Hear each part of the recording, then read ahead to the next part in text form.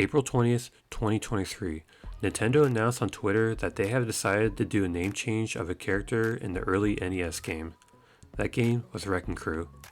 Wrecking Crew was first released back in 1984 as an arcade game called Versus Wrecking Crew. A year later, it was released onto the Famicom. The objective of the game is to control this Mario character and attempt to destroy a bunch of objects with a giant hammer, mostly just brick walls, ladders, and pillars.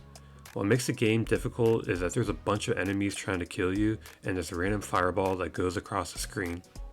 Also, your character can't jump. This probably has to be the first Mario related game where the main character can't even jump.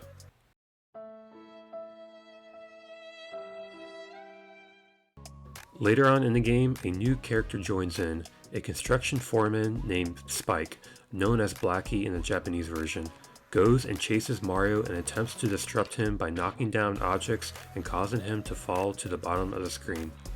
Definitely the most annoying character in the game.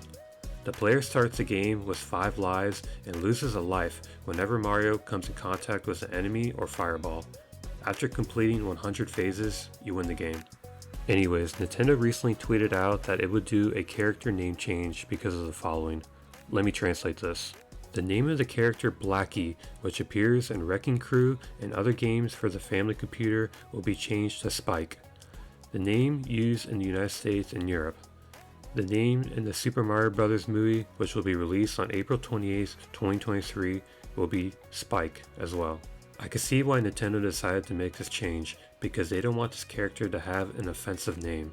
Was this the right choice for Nintendo to do this to an almost 40-year-old game, or do you think it was kinda unnecessary? Let me know in the comments section below. Even though a lot of people don't know too much about this game, it was popular enough to get a sequel. Unfortunately, it was only released in Japan for the Super Famicom and not the US. Wrecking Crew also had a bunch of re-releases. It was re-released in 1989 on the Family Computer Disk System and in 2004 as the 14th game of the Famicom miniseries on Game Boy Advance.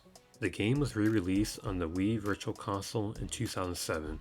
It was briefly distributed to the Nintendo 3DS owners in September of 2011 as part of the Ambassador Program, before being made available for general sale on the 3DS Virtual Console in Japan in September of 2012.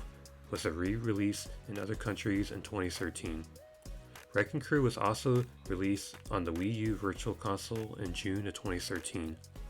All Virtual Consoles releases, excluding the 3DS version, support saving custom level designs, which is not possible in the original NES version of the game.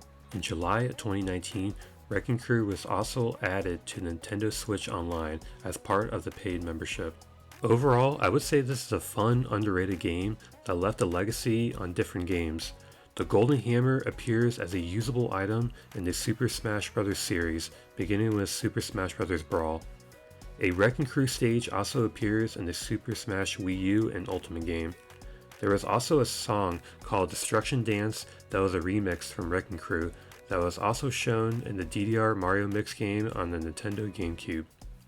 And the last major appearance that Wrecking Crew was involved in was a short scene between Mario and Spike in the Super Mario Bros. Movie. As always, thanks for watching.